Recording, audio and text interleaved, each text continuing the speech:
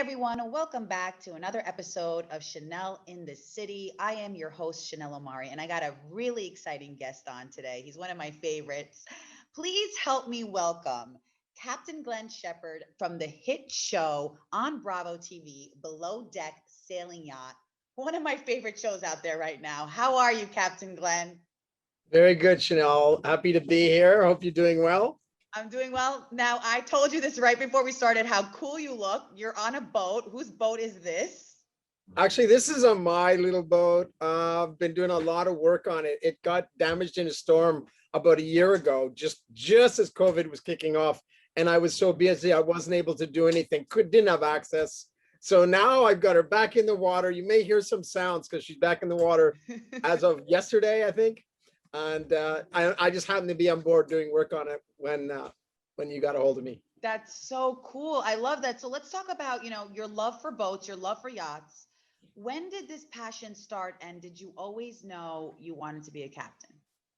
No, that's a very good question. I don't think I always knew that. I when I first moved out to LA, I started thinking about boats. And I thought they were cool. I went to a boat show, I think Long Beach Boat Show. This is a long time ago. And I started, thinking about them, but I didn't really know anything about them. I was backpacking around Europe a long time ago in the 80s. And I bumped into I saw a notice on a notice board at the youth hostel in Rome, somebody looking for crew to help them take care of their boat. And that was my first experience and fell in love with the whole idea. I cruised all around the Aeolian Islands near Sicily, Sardinia, and ended up here in Majorca. I'm in Majorca right now. And we came here and, I spent, 8 or 9 months on the boat and just completely fell in love with the idea of cruising around, especially the Mediterranean on a little sailboat. So that's how I got started. And what's your favorite part about being a captain and just about like boats in general, yachts in general? So my favorite part about being a captain, I think it's probably, I'm a traveler, I'm a nomad. I love traveling. I love boats. And my job gives me the opportunity to do both. So I think that's it. We get, the beautiful boats, and we get the people who come on board love to go to beautiful places. So we get to see a lot of exotic, beautiful places around the world. And that's probably it for me. Yeah. No, that's probably it for me. Why? I was going to say that would probably be my favorite part too, is watching getting to see all the beautiful places, the beautiful people. Exactly. Yeah, I think that's the big thing. And talk to us. Okay, so I'm just so interested in the process. I think it's so cool. So how long have you been a captain, first and foremost? I've been a captain for probably 14 years, but I started out way back in the 80s on that guy's boat, and then I knew right away I wanted to buy my own boat. So I got my first boat. I bought it in Brittany in France, a 35-foot sloop, which is a single mast, that I bought that in 1990. And so, when you have your own boat, you're kind of captain of your own boat. So right. That's so good. Sailing, and you know what I mean? No one was paying me. I wasn't a professional captain, but I had my own boat, and I cruised all around the Mediterranean, the Caribbean, the Bahamas, up the East Coast of the United States. But then I decided to try doing it professionally, working on boats, super yachts, in 2000. And I think around 2007, I think was when I got my first captain's gig. Wow. So that's so right. Cause that's interesting. Usually people work their way up, like in TV. Like I've been part of TV. I worked my way up from production assistant to where I am now. But that's so cool. Cause like, you're kind of giving the secret. If you want to be a captain of your own boat, buy your own boat. Right. So what's the difference of, working on somebody else's boat and working your way up to kind of what you did? I kind of got lucky. A good buddy of mine was on Parsifal, and I had just gotten off the biggest sloop in the world, which used to be called Mirabella 5. Now she's called M5. She's 78 meters, like a football field long, massive boat. I just gotten off that boat, and I had my captain's license that gave me the ability to drive pretty much any yacht.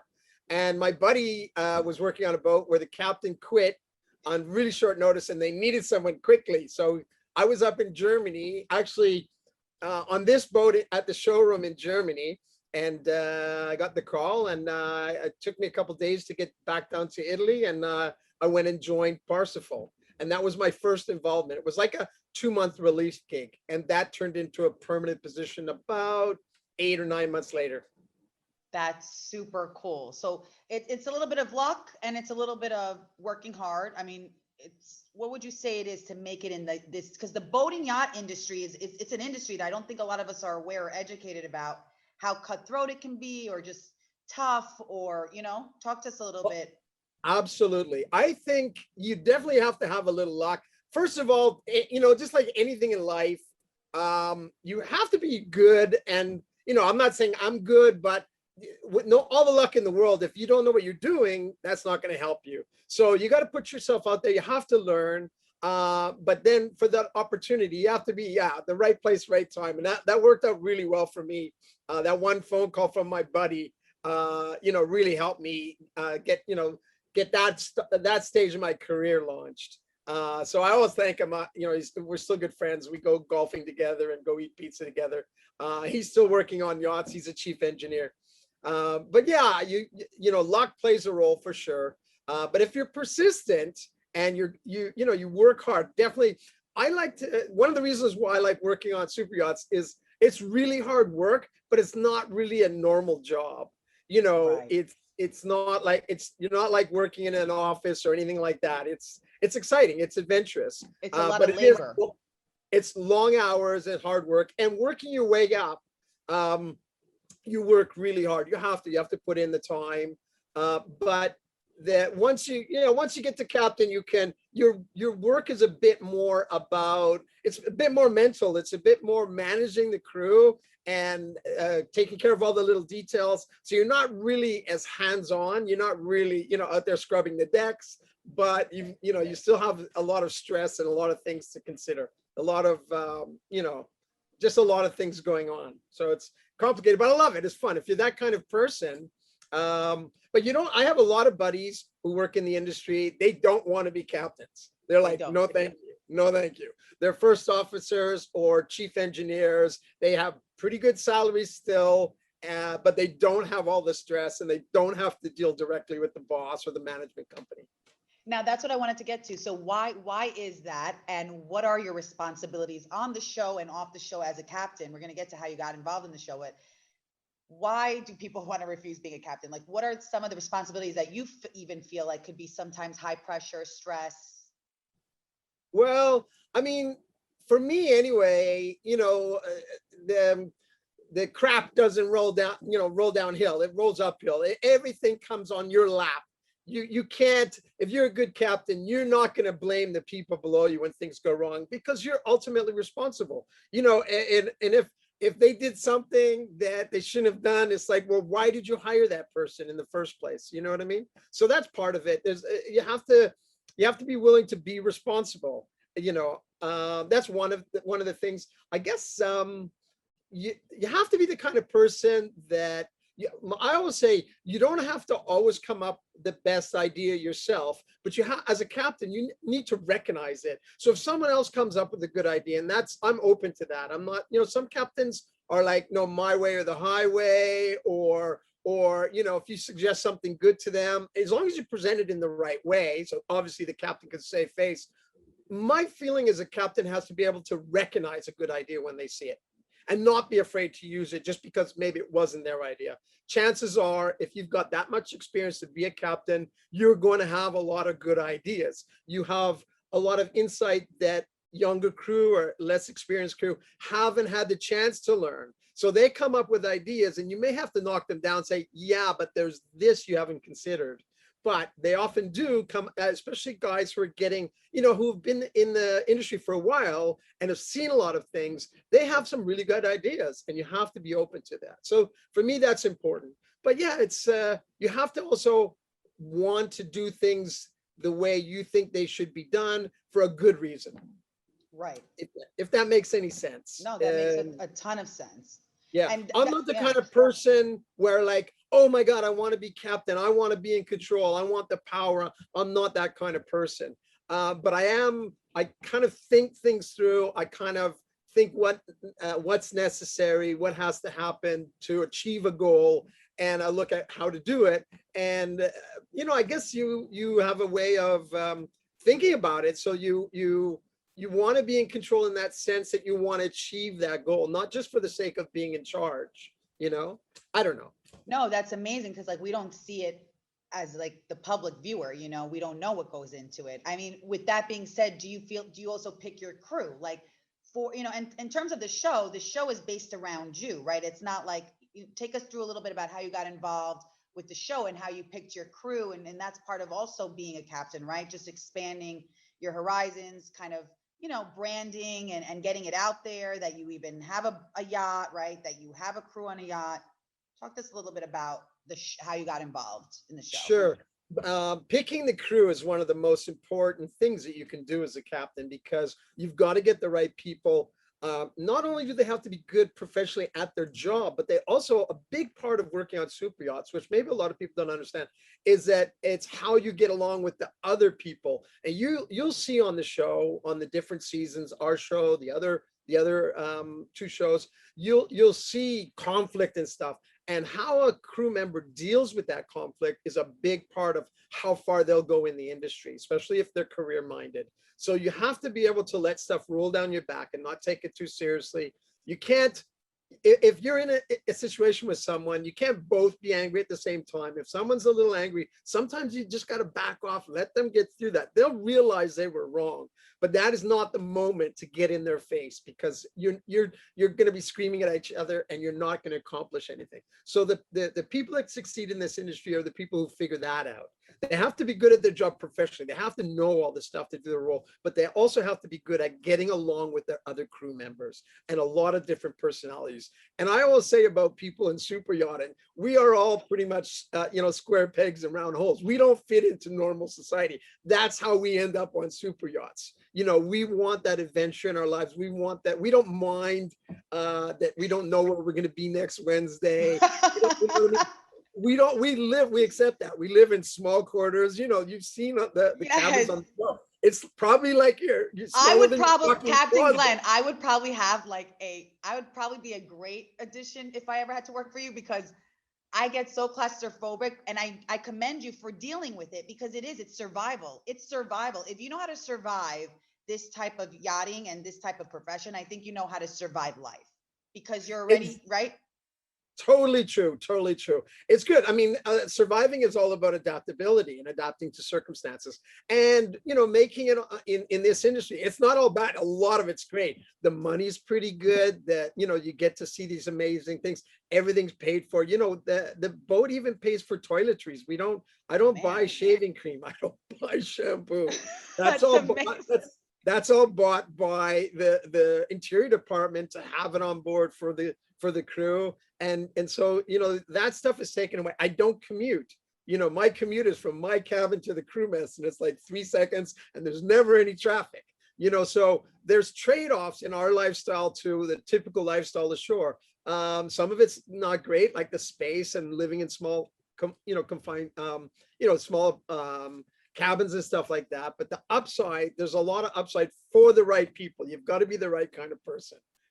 If you've got a family, if you've got kids, it's hard, because boats move, they go places, they go beautiful places. They don't want to stay in the same place. So you'll be away from your family. That's a hard part of it. I don't have children, so it kind of works for me that my life right now, I'm like my own kid. I always say that if I don't have kids in my next life, I'm definitely having them in my life after that, just because this life was all about just chilling, having fun and adventure. So I love, I am single, but I'm not, it's You're like, I'm dating, but I'm single. I don't know. I'm just kidding. It's complicated. It's complicated. I kind of like to keep that private. But you don't have a family exactly. Right, I'm not married. I'm not married. I don't have any kids of my own. It didn't make sense with the kind of life that I was leading, Sure. I've At been least you nomadic own for it, but life. that's really important for men in general and just for people in general to own it. Listen, my career too, I want to have kids, I want to get married, but I remember the guy at my boss at my radio station, I was on a big radio station and I had a night show. And he said, if you really need to know if you want this or you want a family. And I never understood why he had to make me choose. Because I was like, why can't I have it all? Right? Like the ditzy block, why Yeah. can't I have it all? And he's like, Chanel, you're gonna realize because there was overnights, it was all hours. It's not a lifestyle for a family to accept if they're not gonna want to accept it. It's good to go into things like that with eyes wide open. Right. I always, I talk about kids with my crew and my friends, and I like I ask them, "Do you want to have kids?" It's interesting, right? And they're like, "Ah," and I'm like, "Dude, if you don't 100% want it, you want to be careful because Yes. I think to make it work, it's not easy. They're give you so much back. Kids are amazing. My sister's kids, my brother's kids, and that's kind of where I get my kid fix, hanging out with them, bringing them sailing and stuff. But it's a hard thing, having a family. It's a lot of work. And if you're not 100% dedicated, it's tough. We know, right? I mean, Yeah. unfortunately, there's a lot of broken families out there. So you really have to want it 100% and find someone like-minded. And then you've got a pretty good chance. Do But you it's think, not something, yeah, it's yeah, not something you take on lightly. That's my I philosophy. I agree. No, it's and that's why I like to have this conversation without getting into obviously too many details. Do you think it's affected your dating or relationships in general, even relationships with friends, because I've experienced that in my industry where it's, because you have a goal, right? You want to try to be successful, takes too much time out of your life. Do you feel like you've ever, experienced that? Oh yeah, definitely. It definitely, because I'm no spring chicken, but most of the, that's common for captains, although there are a lot of young captains out there too. But most of the crew are quite young. So, all the stewardesses are way too young for me. So I'm not going to get mixed up in any of that. That's not going anywhere. So yeah, you have to find someone, or you have to find a situation where you can be in a regular, in a like a home base, which I have a home here in Palma, and there's a Oh, lot of yachting around here, and a lot of captains and crew in general base themselves here, because if it's a single season boat, like some boats just do the Mediterranean and stay here for the winter, and then they oh, usually come home to Palma, and then you're going home every night. If it's a 2 season boat, the boat usually goes to the Caribbean or even further afield in the winter. That makes it hard for people to spend time with their families. There are ways to do it. Some people, we have this new system called rotation, where for especially for the department heads, there are two people for each role. So there are two captains, two chief engineers, two second engineers, and you work for 2 or 3 months, and then the other person comes in and you rotate out. So you're away from your family for a couple months, but then you have 2 months solid with them. And right. then if you're, which is great, and that's kind of the way. That's how merchant marine, like people who work on normal ships, they often do it that way. And that's coming more so in yachting, just because if a boat finds a good captain or a good crew member, they want to keep them. But if you're at sea for a year or moving around for a year away from your family, you burn out and you end up having to quit. And then, you go home, spend some time, then you have to find a new job. So to try and cut down on that, they've introduced rotation system on a lot of boats. It's becoming a lot more common. And I'm at that stage where I'm looking for rotation. I've done a little bit up to now, and I'll Right. be looking for that going forward, because I want to spend time on this little boat, not Yeah. always on Pacific. What's your advice to your crew members on how to balance family and the job? I would say definitely look for a rotation gig. And it's very common on engineers. Mhm. And engineers are in demand. It's hard to find qualified engineers for these boats. And so that's something that they can ask for, and they usually get it. Where there'll be two chief engineers and they come and go. My buddy who put me on Parsifal, he's in a situation like that, and a lot of people. We've in Parsifal, especially when I first joined, there were two engineers, myself and the engineer's wife, who was a stewardess, and we all worked together 4 years solid. But they would come and go every couple of months, and they loved Wow. it. It was perfect. I love, So and it reminds me of my dad. My dad, it wasn't boating. He loved yachts, don't get me wrong, but he was traveling to Italy a lot to do his shoe okay, business there. So he had to travel 6 months out of the year, but 2 months he was with us.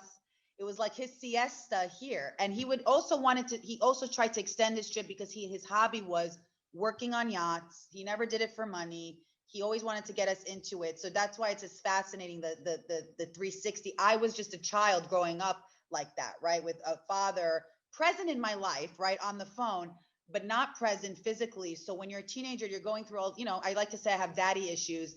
And he yells at me he's like, you don't have daddy issues. Okay. I've been in You, your life. Right. but But now you can I identify can with it. That's identify. part of it. And it's not just yachting that works that way. People who work in sales and international sales and Right. engineers who go off on contracts to far flung places. So yeah, a lot of people have this type of lifestyle, but especially so on yachting, because we normally, if you're not on rotation, you live on a boat and you're there for 12 months, and 12 then months that straight. just, well, Usually. used to be That's what I was standard gonna ask. contracts for 12 months, but then if everything's going well, it just continues after that. So you can be on there for years. Like I've been on Parsifal for almost 12 years now. Wow. Now, But what I've is, taken, you I'm sorry, sorry, go go on. ahead. No, finish that. But I've I was just taken, going to say, but during that time, I've had some relief, whereas you get a captain to come in for a certain period. It's not a regular rotation, but they come in for 2 or 3 months. You take time off and you come back. And that can happen again, 4 or 5 months later. So it's not a set rotation, but it's like an ad hoc or it's kind of like rotation. And that's how I've done it. I haven't worked 12 years solid.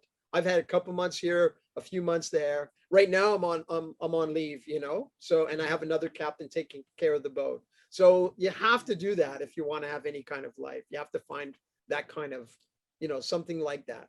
I love that. So let's talk about now, and not only that you're a successful captain in real life, but now it's everybody's dream. You have your own reality show surrounding and about your yacht and you as a captain. Talk to us about how that happened for you. Okay. Well, what I understand is there was Below Deck, the Yep. original, and there Right. was Below Deck Med. I guess Right. the show is quite popular, especially recently. It seems to be very, very popular. Well, I think a couple of years ago they said, "Hey, let's do a spin-off on a sailing yacht." And so they started to talk to people.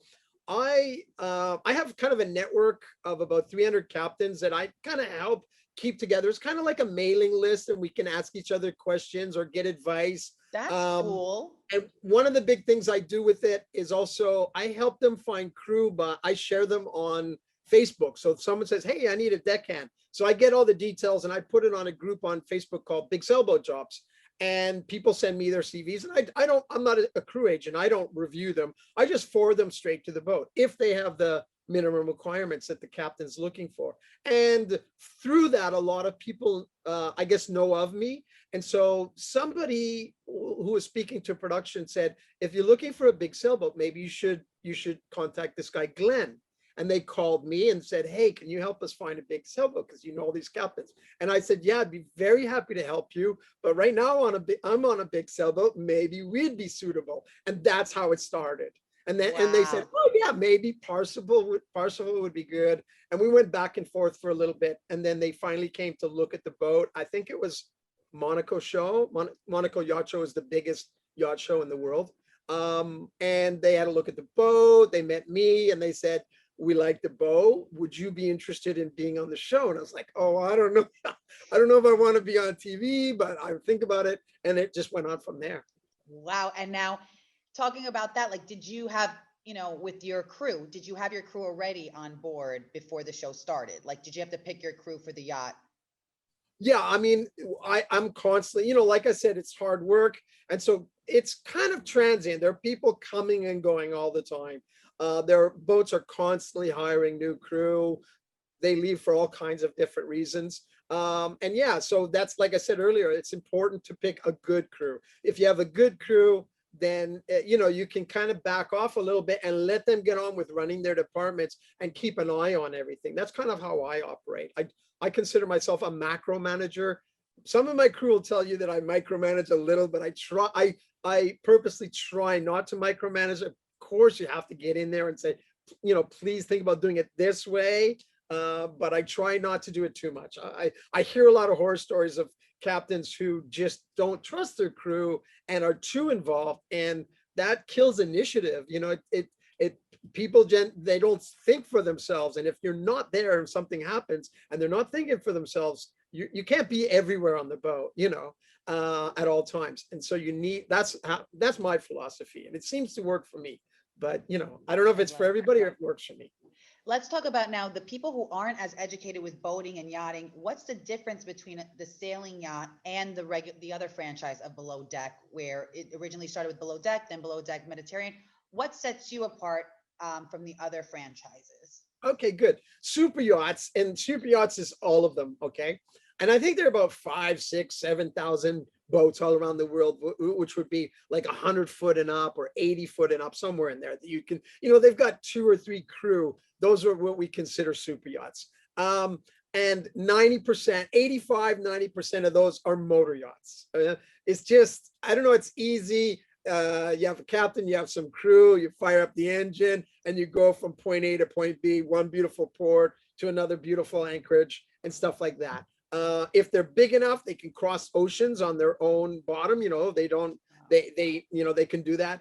A sailboat's different. Is one of the things is that we enjoy the movement of the boat. We don't just fire up the engine and go point A to B. We actually go sailing. Sometimes we'll go sailing. We'll leave a port or a beautiful anchorage, go for sail, and come straight back to the same place at the end of the day, because we love the activity of sailing. There's something special, romantic about turning off the engines. There's no sound, just a little bit of breeze, and you're getting somewhere. It's how boating evolved, right? Back in the day of the Phoenicians, for example, that's all they had was sails. There weren't any, diesel engines. Manually sailing. Yeah. That's pretty cool. And it's a very cool thing, and people love it. People do it, like I do it on this boat to go from place to place. Some people do it for racing because it's fun. So there's all that to it. But I guess the big thing is, there's no real regattas for motor yachts, but people love sailing, so they go and race these boats. Even big boats. Parsifal, we've taken part in a lot of regattas. We've done well. We've been on the podium. We've won our class. In St. Bart's, for example, in the Caribbean, that's the biggest, it's called the St. Bart's Bucket. It's the biggest regatta in the world for big boats. They also have one here in Palma, the Super Yacht Cup. They have one in Sardinia, Porto Cervo. So we take part in those, and I don't know, it's something special. It's hard to put your finger on it, but on a motorboat, it's just basically like a floating 5-star hotel, and you're just moving it from A to B. Whereas on a sailboat, it's a bit more about the activity of moving it and the fun of moving it, and just enjoying the power of nature and enjoying it, How is the guests that come on your boat? Talk to us a little bit about, those type of guests. Do you have a say in, them coming on? Why are they coming on to this specific yacht? And any celebrity guests you can share with us. It's always cool. Yeah, we're meant to be very discreet, so I can't really name any celebrity guests. I mean, I've met some amazing people. I've met some movie stars. I've met some royalty. I've met some motor racing world champions and stuff like that. Ooh. Yeah. And so that's really cool, but you're not really meant to name names. Right. It's just because the point of the experience is the secrecy of it, not the secrecy, but the exclusivity of it, the intimacy of it. Right. Exactly. And so they can get away from it all. And you're not really supposed to talk about who's on the boat, who owns the boat and stuff like that. So I can't really go into detail there. But I've met some really, really, I've had a few different billionaires, and they're really nice people. But yeah, it's just obviously the people that can afford to charter, especially the bigger ones. Right. Money is no object for those people. They just want to have a great time. They want the best quality of everything, and that's what we deliver. On a boat like Parsifal. Yeah. So any celebrity that you would love to put in the universe that you would love for them to check out the yacht? Well, yeah, I mean, there are a lot of people that I can't think right now. I did meet, it wasn't on my boat, so I guess it's okay to say, I met Tom Hanks once, and And oh my God, what an amazing guy. He was so cool. If you've seen his movies and you think what he might be like, that's exactly what That's he's like. I love him. That makes Super, me happy. super nice guy. Very, very nice guy. Yeah, people like that, I mean, Yeah. sometimes you meet them behind the boat. They're in Monaco and they're walking down and they might come up and see a boat like Parsifal and ask questions about it. When we have guests on, there's always somebody on the dock kind of protecting the boat so people don't just run on. So you meet a Right. lot of interesting people in places like Monaco and St. Bart's because they're just walking around the boats having a look too, just like everyone else. Sure. So let's talk about this season, a great season. The crew you Okay. picked is phenomenal. And the interactions between you and the crew is amazing. Talk to us a little bit about the daily. So when you're with your crew, why this crew and what's the routine for every day that you guys are getting prepared for? Well, the most important thing I think picking crew is you've got to get the right department heads. They have to have the right experience and the right mentality. And I Okay. think this season, these guys nail it. They're amazing. They have to be able to take the junior crew under their wing and help them along to understand what their tasks are, how to get their tasks done. It's no easy thing. But for me, these guys, I guess they were a little bit stir crazy from lockdown, you Right. know? And I think that comes across in the show that they don't know, like I think Gary's a little bit like a kid in a candy store. He can't make up his mind, right? He wants it all. But the energy, the positive energy from these guys, and there's some conflict. If you've seen the episodes, you've seen that there's some stuff. But they're really good, I think, at working it out. And you'll see that over the season that there are some struggles and there are some hard times, but I think there's a genuine compassion between them and a camaraderie that it makes it a pleasure working with these guys. And that makes me feel that these guys were the right people for the roles. Why do you think there was such conflict between all of them this season? And what was the hardest conflict for you to resolve? Between who? I think there are I don't want to go into specifics and I don't want Of to throw course. anyone under the bus. It's really important because I love all of these guys. I think there was some misunderstandings between the interior and the galley. Obviously, there were some misunderstandings there that were not ideal. And you may not see it, you don't see everything that happens in 40 minutes, right? But we try to prevent that from happening again. So we think about that. And there's also a little bit of conflict about who helps out more in which department. Right. Uh, it's a common thing in super yachting, and we're always looking for people that are willing to roll up their sleeves and help out in any department, especially the smaller boats. Smaller boats, people wear many hats. Sometimes the stewardess is cooking for the guests, often cooking for the crew. And sometimes they have a decks too. So you have to work in the interior and out on deck. So that's the mentality that most captains are looking for, people who are willing to help out in every department.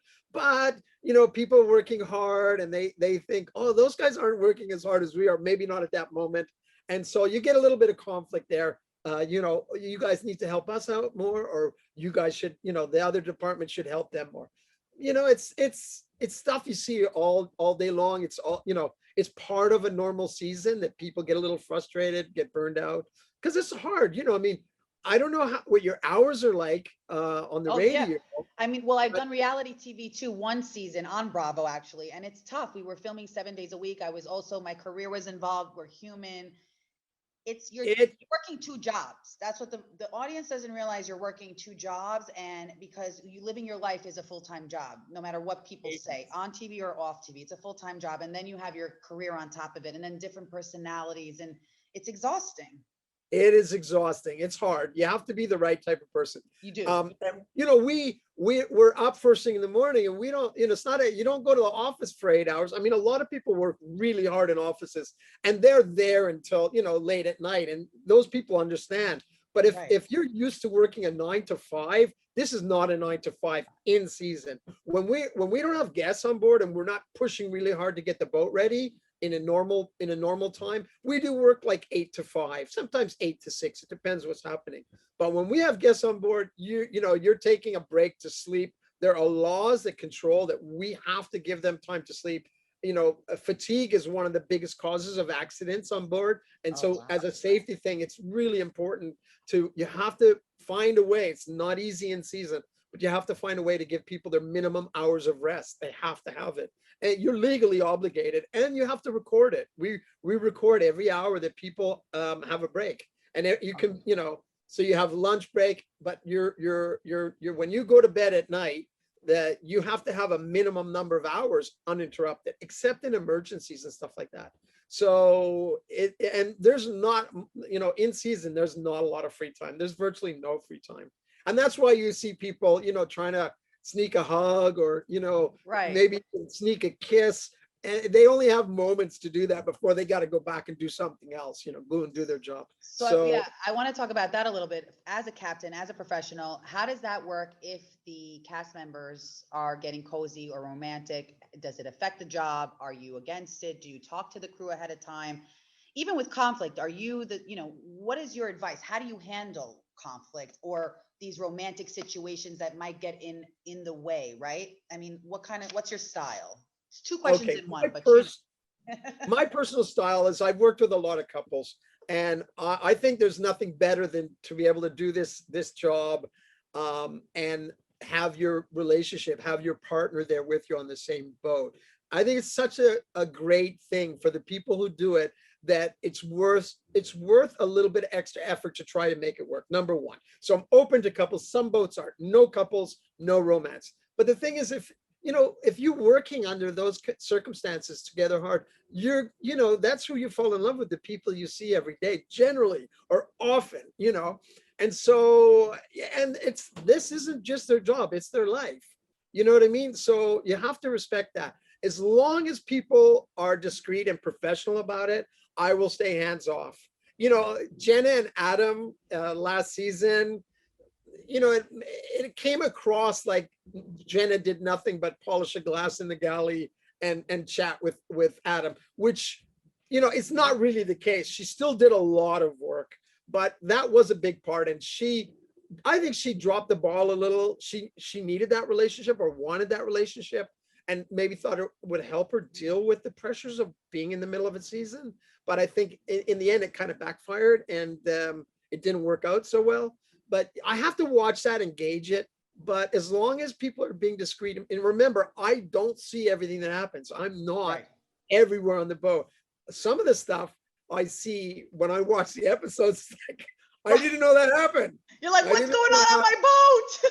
And that's why you have to have good people that are going to self-police a little bit and know the limits, or not push the envelope too far and go too crazy. But if somebody walks by the laundry and gives somebody a hug, I'm not going to go in there and like, no hugging. Come on. That's not it's like, you have to balance it. You have to expect people to be adults. And if you hear of things, if it's getting too serious, if someone's sleeping in the guest cabins every night, obviously I'm going to have to get involved. But if they sneak off once in a while and I hear about it after the fact, I'm not going to fire them. I'll probably have a word with them and say, hey, if we're not all allowed to do that, please don't do that. But in a special situation, somebody's birthday, something special going on, I'll turn a blind eye. You have to pick your battles as a captain, and you pick the ones that you can have a chance of winning, because and maybe even teaching a lesson, maybe they will learn from that. Exactly. And you also have to, these guys, I look at them, they're not I say they're not conscripts. It's not the Navy. If they mess up, I cannot send them to the brig, right? They can walk off the boat at any moment. Oh, wow. I didn't know that. Yeah. I mean, they're and you can quit your job and go, like, I'm not working in this radio station anymore. That's and true. walk out. You have a contract. You're supposed to give notice, blah, blah, blah. There's all that stuff. But, I treat them like volunteers, and it's like, I expect from them. I expect them to work hard and do their job professionally. But I have to balance it, because if they walk off, it's not that easy to replace them in the middle of a season. It's a nightmare. So sometimes to achieve the goal, I may have to live with the devil I know than trying to get the devil I don't know, who may come to the boat to rescue us and be worse than the person that just left. So you know what I mean? We all need each other to make it work. So I put a little bit of effort into trying to solve problems and keep people happy and keep them going at least until the end of the season. And if people are going to leave the boat, it's much better if they leave after the last guest leaves. Then, you know, I've been in situations where I don't want to get into details, but it was very bad because I had a key crew member who wasn't on the boat, needed to be on the boat to continue a guest trip, and that can be very difficult. And I got really lucky to replace them, but it's not always the case.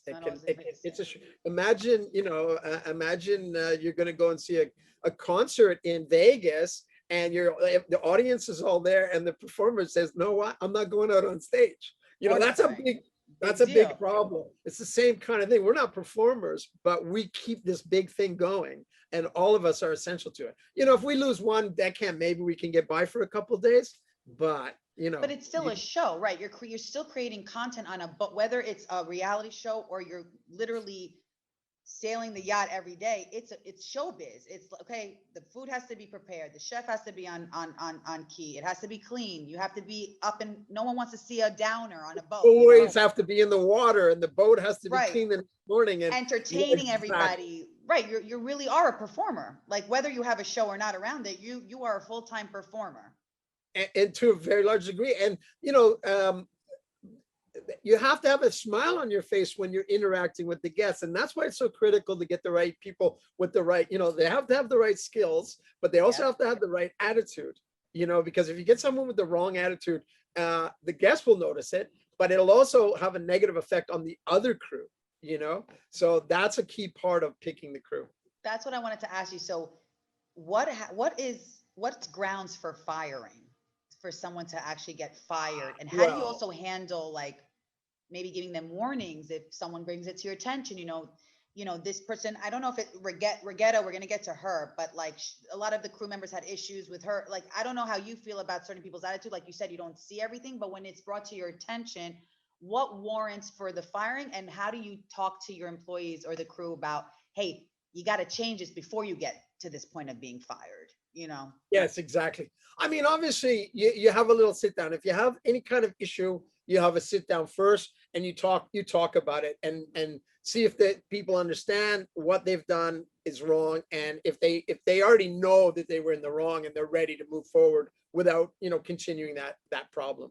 But certainly verbal warning, written warning, and it depends. If there's any like threat of violence, any kind of violence involved, anyone hits anybody, anyone physically, verbally, sexually abuses someone, that's immediately off the boat. You know, anyone involved in stealing or anything like that, you know, there are things that'll get you off the boat immediately. Having a bad attitude and just not doing your job and not doing what's obviously necessary to keep the boat moving, that'll get you off the boat pretty quickly, but maybe not same day.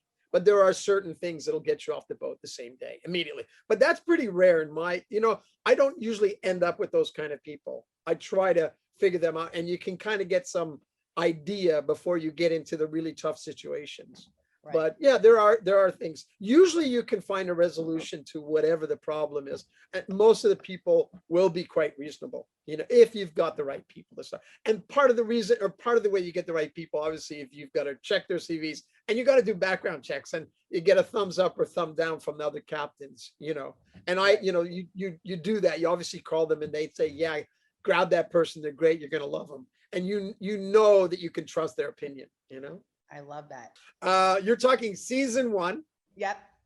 Okay, so season 1 in the interior, we had Jenna as chief stew. Yes. We had Madison as second stew, and we had Georgia as third stew. And then we had Ciara, who had worked on the boat in the interior for me. Right. And I asked her to work on deck because we couldn't find a deckhand, and I knew she had deckhand experience. So Ciara was mostly on deck, but she was just on deck during the season. So who out of those people do you want me to comment on? Jenna, like, because a lot Madison, Georgia, or Ciara? Jenna and Sierra mostly of how Yeah. your experience with them. I think the audience, I'm sorry. So to clarify, I think the audience wants to know, because they never really heard your opinion about Jenna and Sierra in general as the like working for you in the crew. Well, Sierra, I love. Sierra was like a right on, before the we did that summer charter season while we were getting the boat ready. She was like my right arm. I had her doing all kinds of things to help me. She's very capable, very intelligent, very hardworking. Um, and so I really love Sierra. I think when she ended up on deck working for Paget, who's her boyfriend, and Right. that hadn't happened before, she struggled a bit. And also her relationship with Parker, both Paget and Sierra struggled a bit with Parker because although Parker had some boating experience, he didn't have any super yachting experience. So he understood certain things about knots and stuff, but he didn't really understand how to take care of a super yacht. It's kind of a different thing. It's not just boating. There's more to it. And so she struggled a bit with that. She was a bit, I think she was giving Paget too much back talk, Right. thinking, okay, he's my boyfriend. I could get away with this. That's not the correct attitude. I don't like that. Had I seen it firsthand, I would have taken her aside and said, that's got to stop. Right. She's working professionally. She has to treat her department head in a professional way. She doesn't get to back talk just because they sleep in the same cabin and they've known each other for years. You know, it is what it is. Jenna now, but I love Sierra. She's great. She's awesome. Jenna is a different situation. She's a chief stew. I think she's a good chief stew. She has strong organizational skills and things like that. She knows how to run an interior as far as the technical side of it. But I think she'll probably admit to this, I think she dropped the ball in the personal side. She never gelled well with Madison, the second stew, and Georgia, the third stew. At the very beginning, Georgia had trouble because she was relatively new. And again, it's hard work. You need to know what you're doing and you need to be able to do it quickly to keep up. And Georgia was struggling in the laundry at first.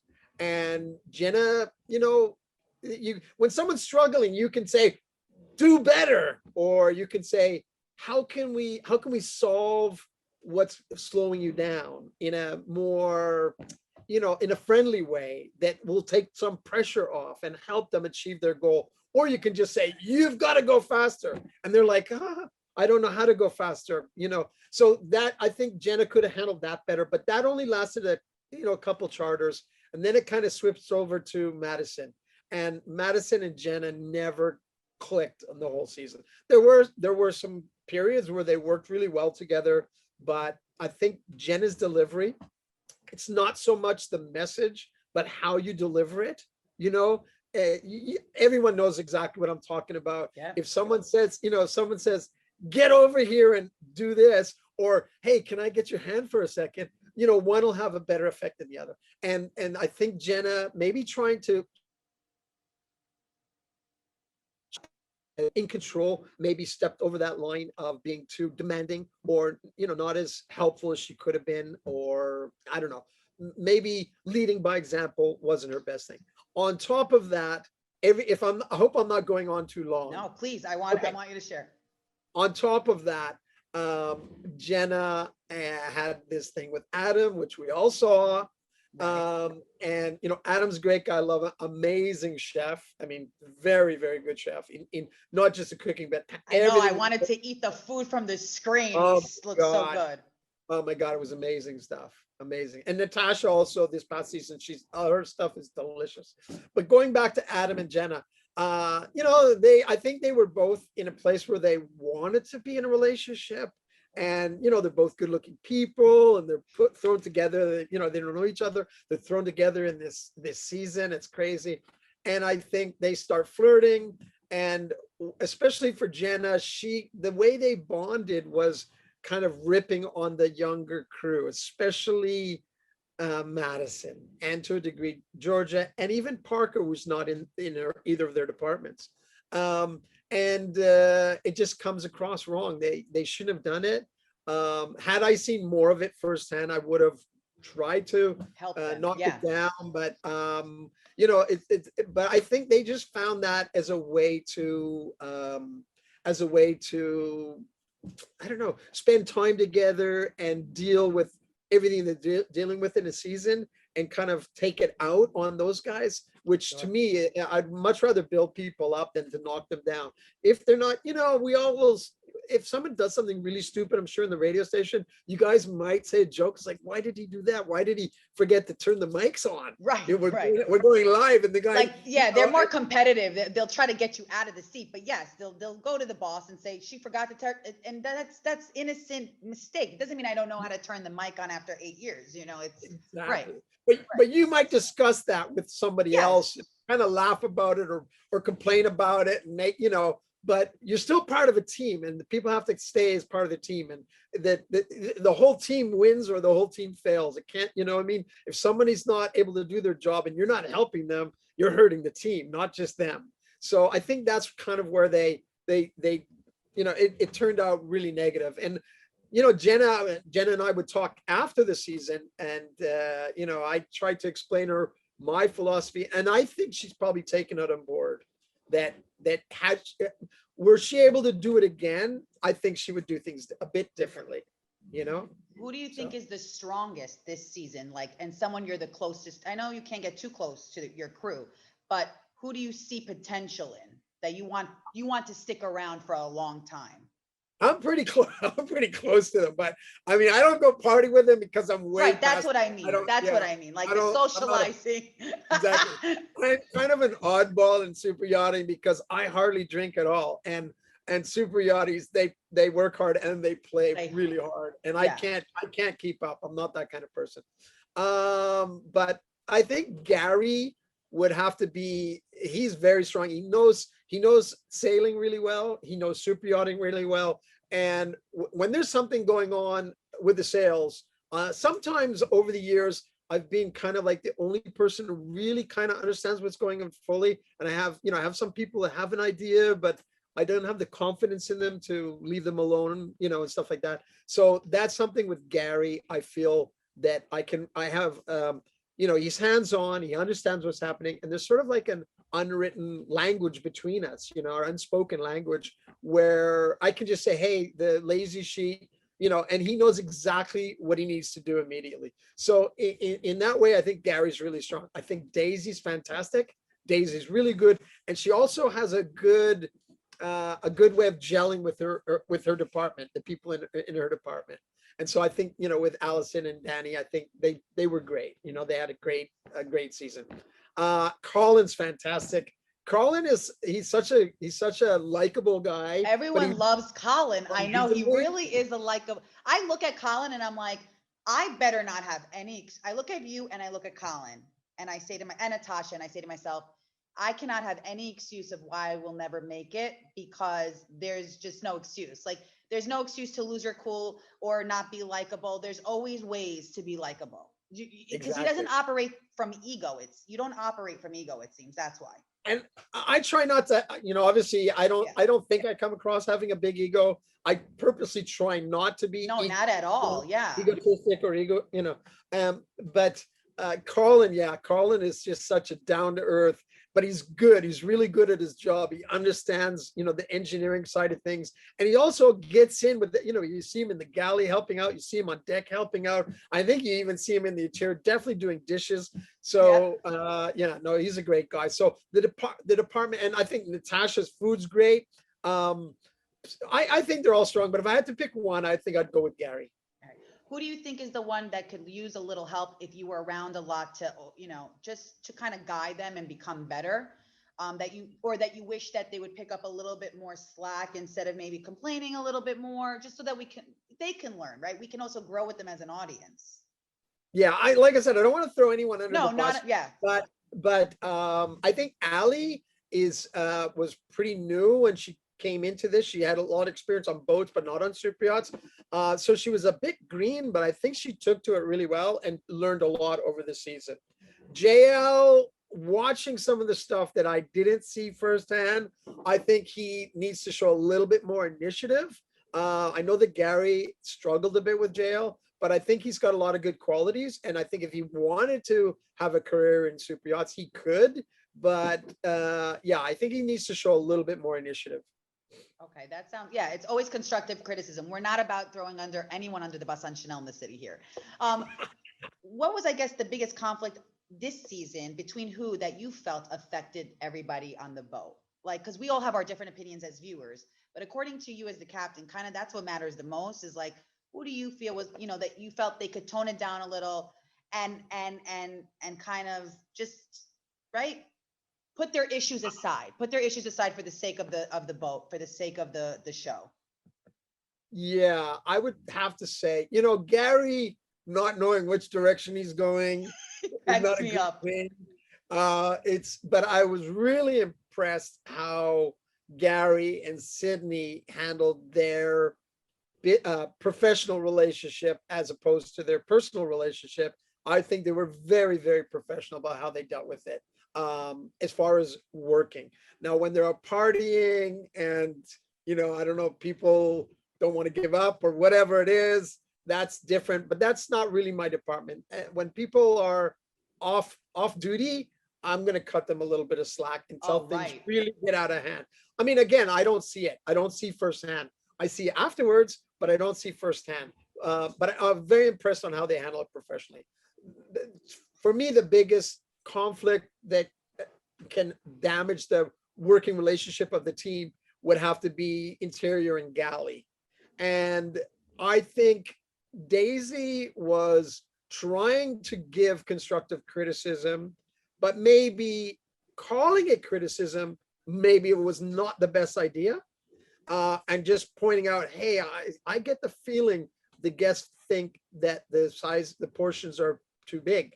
And, just throw it out there without calling it criticism. Because obviously my feeling about chefs, especially, and chefs are kind of unique in the crew because of what they do, but they have to be a little bit of a diva, because if anyone's a performer on the boat, the chef has got to be, they are the diva, they are the performer on this, and the proof is in the pudding. If the food is great, fantastic. It doesn't matter their history, doesn't matter, even to a degree, doesn't matter how friendly they are with the rest of the crew, but you need to have a top-notch chef putting out consistently top-notch food.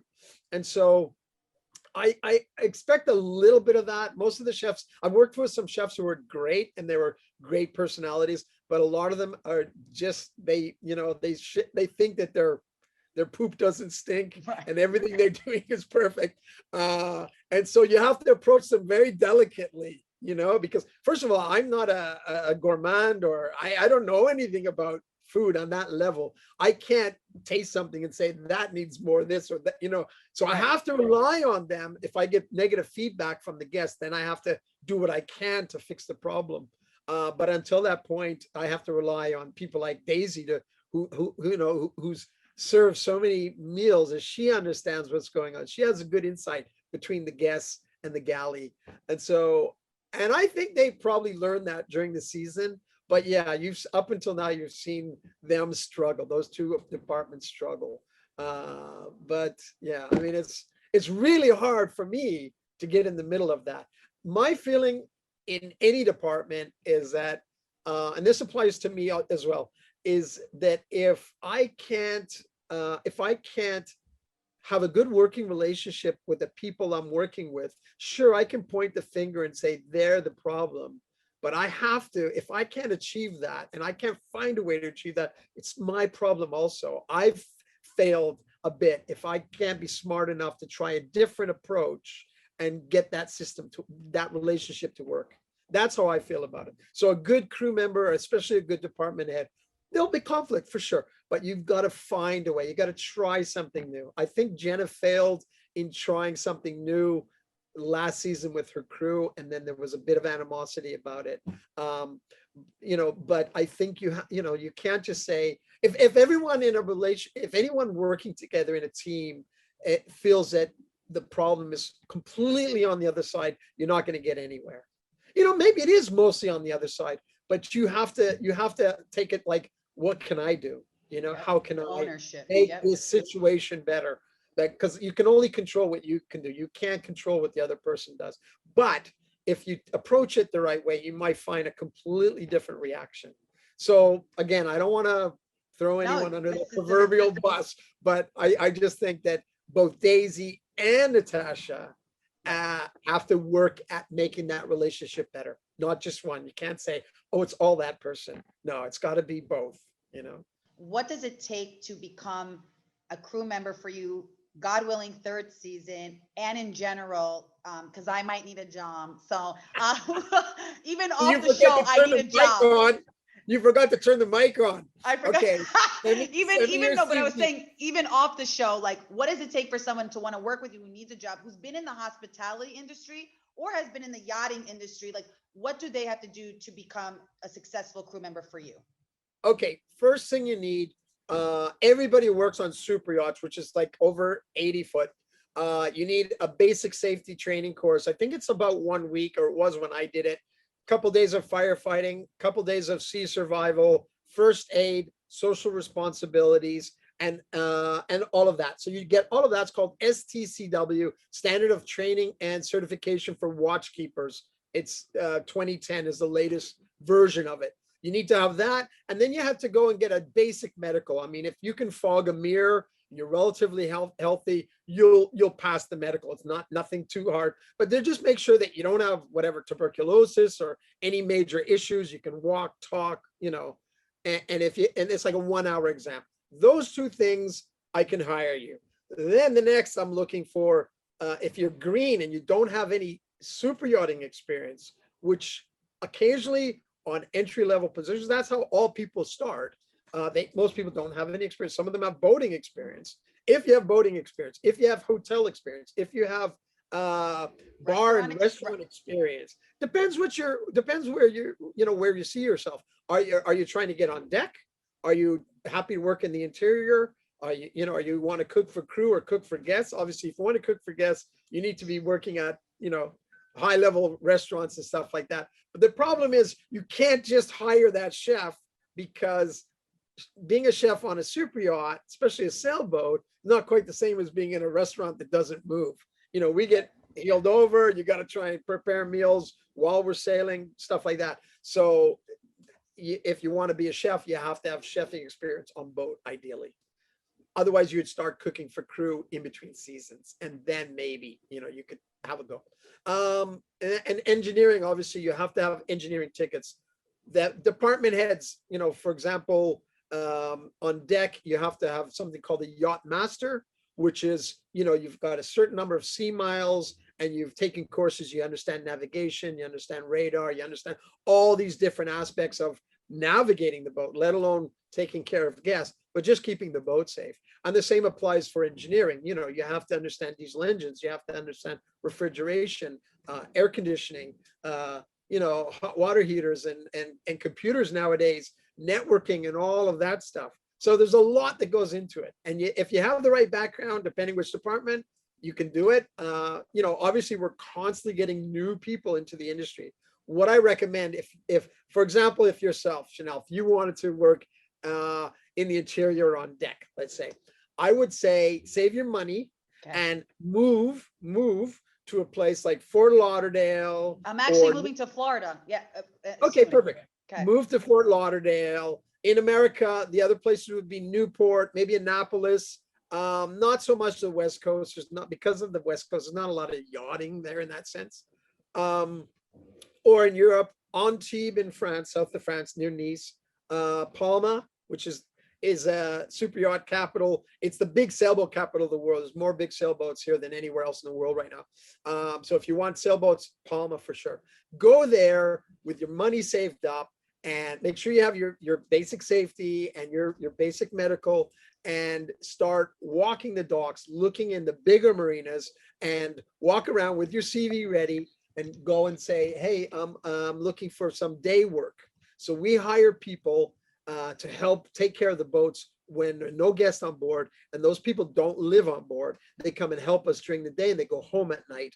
And that's a great way for us to learn about you and for you to learn about the boat. And then often people progress from being a day worker to be offered a full-time live aboard position. That's generally how it works. Oh, Day nice. working helps bring money in so you can afford the apartment or wherever you're staying. A crew house, for example, where a crew house is sort of like a hostel where just yacht crews stay. They usually often share rooms, keep costs down. And that's basically how most people break into the industry.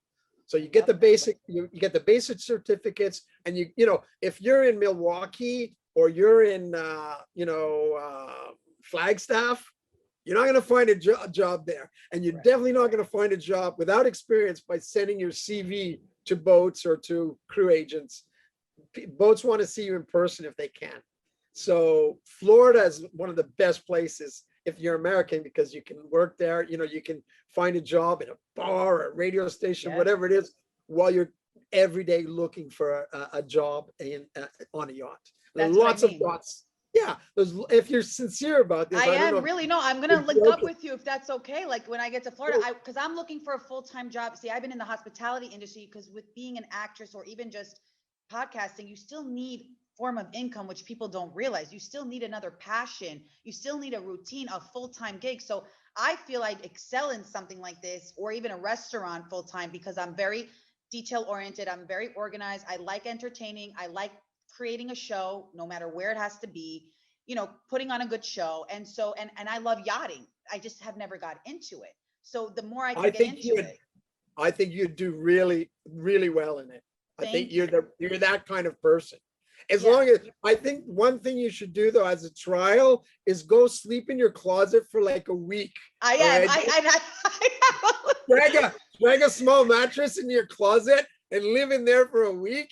And if you can survive that, then you'll be I'm able gonna to do. train. One quick thing before I let you go is my dad, he sent me to this Israeli boot camp when I was 16, and it Okay. taught me everything because I had to literally sleep in small confined spaces. I had to face my fears. I had to hike. I had to like own my stuff no matter what. So it would be interesting if I worked with you or we crossed paths one day and you can guide me. I mean, I'll take everything you tell me to take because it's going to be a new Oh, passion. definitely reach out. You must have my email. It's Yes. just my name at iCloud or my name at Big Sailboats.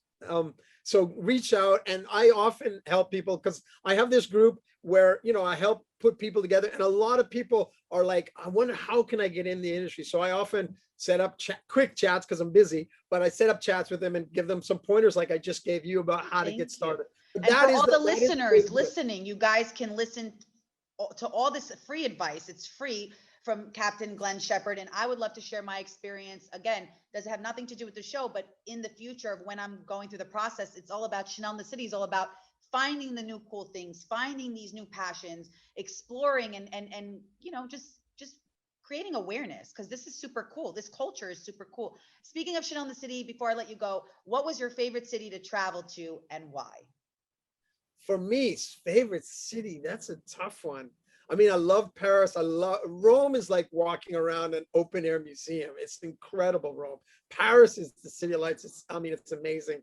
London for me is I go to London a lot. I've probably been there 50 times because I always fly through London to go back to Canada, visit my family, my mom and stuff like that.